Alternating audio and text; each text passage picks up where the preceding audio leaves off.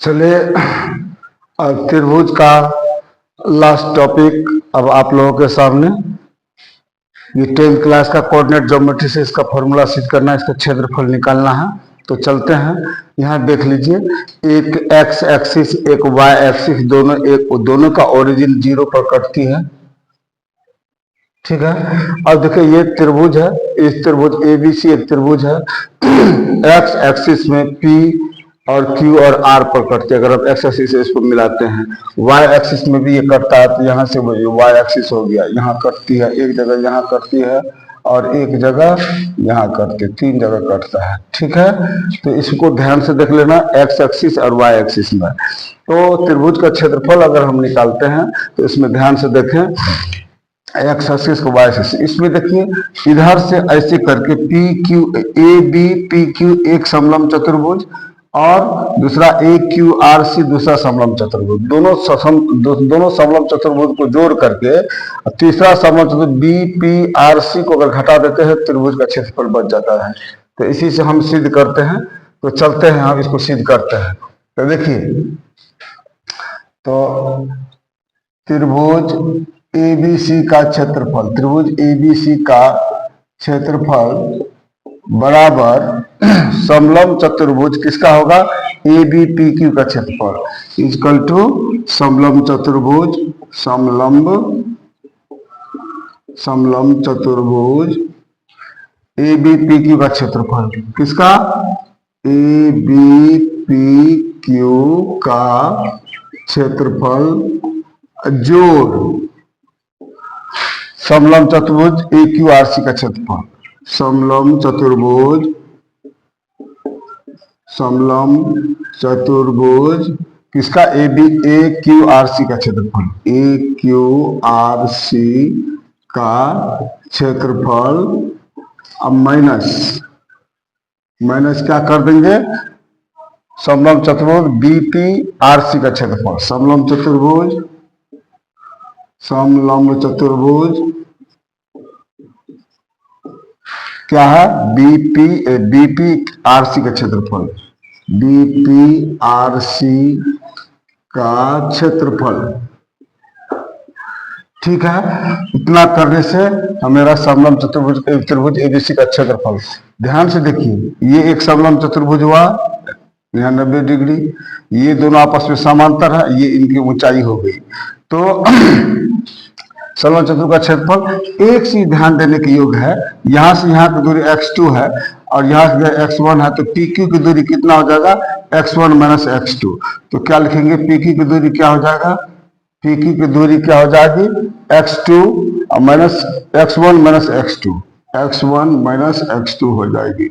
अब PQ, अब QR की दूरी क्या होगा, x3 माइनस x1, QR की दूरी क्या हो जाएगा, यहाँ ध्यान दीजिए, x3 minus x1, x3 minus x1। ठीक है, और उसके बाद PR की दूरी क्या हो जाएगी, PR की दूरी क्या हो जाएगी, PR की दूरी x3 माइनस x2 हो जाएगा, क्या होगा, x3 माइनस x2 हो जाएगा। x यहाँ से यहाँ x3 हो गया और इसमें से x2 घटा देंगे तो क्या हो जाएगा, PR की दूरी हो गया। अब दूसरा तरफ हम चलते हैं, BP की दूरी कितनी है, BP की लंबाई कितना है, y2 है, और AQ का लंबाई कितना है, AQ की लंबाई y1 है, और RC की लंबाई y3, RC की लंबाई y3 है। ठीक है, तो असमाप क्षेत्रफल करेंगे। तो चलिए, समलंब चतुर्भुज का क्षेत्रफल क्या हो जाता है देख लेते हैं। तो ये इतना हो गया समलंब चतुर्भुज का क्षेत्रफल, समलंब चतुर्भुज ABPQ का क्षेत्रफल। तो क्या है, ABPQ का समलंब चतुर्भुज का क्षेत्रफल क्या होता है, 1/2। इसमें क्या लिखेंगे, ये तो इतना भर है, ये अलग चीज है, इसको ध्यान में रखेंगे। ये एक हम निकाल लिए क्योंकि हमको सवाल में आने वाला है। तो यह समलंब चतुर्भुज का क्षेत्रफल बराबर 1/2 गुना ऊंचाई इंटू समांतर भुजाओं का योगफल, समांतर भुजाओं का योगफल, समांतर भुजाओं का योगफल। तो चलिए, ये ऐसा होता है तो समलंब चतुर्भुज ये तो नोट्स में हो गया, तो इतना होता समलंब चतुर्भुज का क्षेत्रफल बराबर। तो इसको हमेशा ध्यान रखेंगे, ये तो नोट्स है। तो समलंब चतुर्भुज एबीपी का क्षेत्रफल कितना होगा, 1/2 इंटू इसकी इसकी क्षेत्रफल, तो इसकी ऊंचाई पी क्यू हो जाएगा। इसकी ऊंचाई ये ए बी पी सी ये हो गया इसकी ऊंचाई, और ये दोनों समांतर रेखा है तो दोनों की जोड़ हो जाएगा। तो P Q 1/2 into P Q, P Q हो गया, ऊंचाई हो गया, यहां से यहां तक का समांतर हो जाए क्या है, बीपी प्लस ए क्यू इंटू बीपी प्लस ए क्यू। ठीक है, और जोड़ फिर है 1/2, दूसरा त्रिभुज का क्या है, इसकी समांतर हो जाए क्यू आर हो जाएगा। तो क्या होगा, क्यू आर इंटू इसकी समांतर भुजा क्या होगा, ए क्यू बटे आर सी। क्या होगा, A Q plus R C हो जाएगा। ठीक है, इस दोनों में से घटाना है किसको, इस दोनों में से घटाना इस समांतर बीपी आर सी का क्षेत्रफल। तो बीपी आर सी, तो इसके लिए ये दोनों समांतर, ये ऊंचाई हुआ, तो क्या होगा, इसका ऊंचाई तब 1/2, इसे कोष्ठ में ले लेते हैं, 1/2 हो गया। उसके बाद समांतर भुजा ये होगा, इसकी ऊंचाई हो गया, तो 1/2 इंटू पी आर इंटू क्या है, समांतर भुजा का योगफल BP plus R C, BP plus R C. बस इसी को सॉल्व करना हो गया सब, इसका क्षेत्रफल निकल जाएगा। तो इसका क्षेत्रफल निकालने के लिए अब चलिए 1/2 इंटू पी क्यू के बराबर कितना है, पी क्यू के बराबर देखिए x1 माइनस x2 है। ठीक है, और उसके बाद समांतर भुजा का योगफल कितना है, बीपी प्लस ए क्यू। तो बीपी कितना y2 और ए क्यू बराबर y1, तो y2 प्लस y1। ठीक, अब चलिए यहां से हम लेकर चलते हैं प्लस दूसरा चतुर्भुज का कितना समांतर चतुर्भुज को ऊंचाई, ए बी पी क्यू क्षेत्रफल हो गया, दूसरा होगा P Q A Q R C, A Q R C का क्षेत्रफल, इसकी ऊंचाई ये हो गया, समांतर भुजा ये होगा, ए क्यू आर इसकी ऊंचाई होगी। तो क्या होगा, क्यू आर की दूरी कितनी है, 1/2 इंटू क्यू आर की दूरी, क्यू आर इसकी ऊंचाई है, क्या है इसमें क्यू आर ऊंचाई, क्यू आर बराबर कितना है, देखिए x3 माइनस x1, इसका समांतर भुजाओं का योग, इसका समांतर भुजाओं का योग कितना हो जाएगा, जैसे ए क्यू प्लस सी आर, ए क्यू प्लस सी आर, ए क्यू कितना है y1, ए क्यू कितना है y1, यहाँ y1 ढंग से नहीं लिखा गया है, आप लोग को दिक्कत हो सकती है, y1 ए क्यू वाला y1 प्लस समांतर भुजा का योग y3। ठीक है, अब इसमें से घटाना है, कौन सी को घटाते हैं हम लोग, इसमें से कौन सी घटाएंगे, इस BP R C, BP minus इसमें क्या समलंब चतुर्भुज बीपी आर सी, तो बीपी आर सी है तो ये दोनों समांतर भुजा होगा, ये ऊंचाई होगा, तो क्या होगा 1/2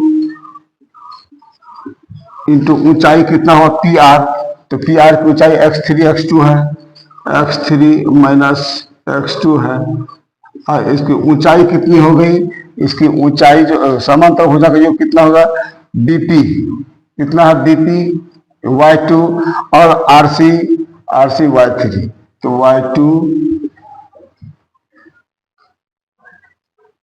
अब प्लस आरसी है, आरसी तो y3 बस इसी को सॉल्व करना है, बस इसका क्षेत्रफल निकल जाएगा। तो देख लीजिए, सबसे पहले 1/2 को तो बाहर निकाल लिए, सभी में से, इसमें से भी, इसमें से भी और इसमें से भी, तीनों में से निकाल लिए। तो चलिए कितना होगा, यहाँ होगा x1 माइनस x2 और हो गया y2 प्लस y1 प्लस कितना हो जाएगा,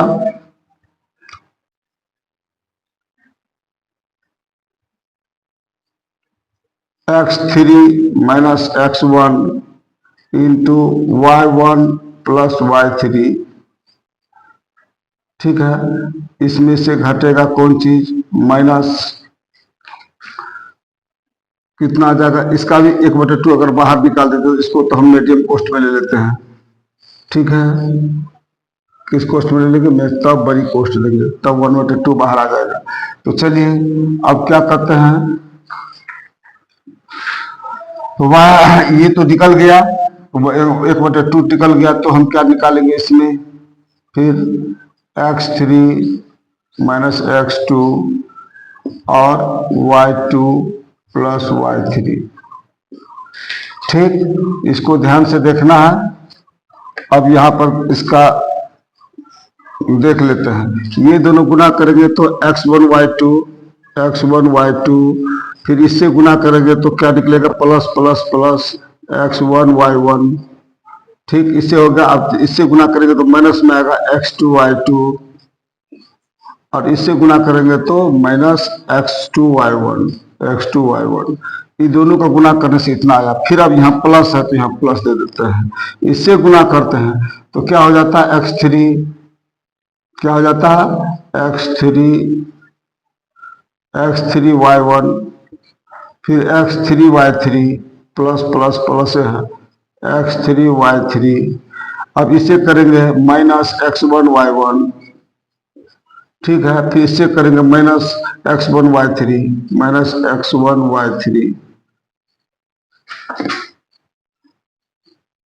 x1 y3, ये तो हो गया यहाँ तक। और उसके बाद माइनस में है, अब इसके वाला जो है यहाँ पर गुना करेंगे तो क्या हो जाएगा, इसका x3 y2, और फिर क्या होगा, plus plus plus x3 y3। ठीक, अब चलिए फिर इधर से लेके आते हैं x2 minus y2 minus x2 y2, अब minus plus minus x2 y3। ठीक है, अब चलते हैं। अब इसमें देखिए कोई एक जैसा मिलता है, x1 y1 प्लस में है, x1 y1 माइनस में, कट गया। अब x2 y2 इसमें तो नहीं है, तो चलिए इसको हम लिखते हैं 1/2 इंटू x1 y2। अब उसके बाद क्या है, minus x2 y2 minus x2 y1 plus x3 y1 plus x3 y3 minus x1 y3। ठीक है, x1 y3। अब चलते हैं ये प्लस, अब minus minus x3 y2 plus minus minus x3 y3 minus minus plus x2 y2। अब जब minus minus plus x2 y3, चलिए एक में आ गया। अब देखते हैं माइनस x2 y2 यहाँ पर माइनस में है, कहीं प्लस में होगा x2 y2, ये कट गया, देख लीजिए x2 y2 कट गया। अब चलिए x3 y3 प्लस में है और x3 y3 माइनस में, प्लस माइनस ये भी कट गया। अब बचा कितना, देखिए 1/2 इंटू, अब x1 y2, अब x1 वाला ढूंढने के कहाँ पे है, x1 y3 माइनस में है तो x1 y3। ठीक है, प्लस अब x2, प्लस x2 वाला कहाँ है देख लीजिए, plus x2 y3 plus x2 y3। अब माइनस वाला x2 खोजते हैं, कहाँ, माइनस x2 y1। ठीक है, अब x3 वाला खोजेंगे, प्लस का x3 वाला देख लीजिए कहाँ है, प्लस का x3 का यहाँ पे है, प्लस x3 y1, और फिर माइनस का x3 y1 माइनस का x3 y2 आ गया। अब देख लेते हैं, अब देखिए 1 2 3 4 5 6, यहाँ देखिए 1 2 3 4 5 6 7 8 9 10, यहाँ एक कट गया, 11 और 12 है ना। तो चलिए इसमें अब क्या हो जाएगा, अब इसमें हम ले लेते 1/2 इंटू, इसमें x1 दोनों में x1 कॉमन ले लिए, यहाँ बचा y2 माइनस y3। ठीक है, अब फिर यहाँ पर प्लस है, x2 कॉमन लिए तो x2 common, y3 minus y1 plus इसमें x3 कॉमन ले लिए, x3 into y1 minus y2। यही सीध है, यही ट्रैक।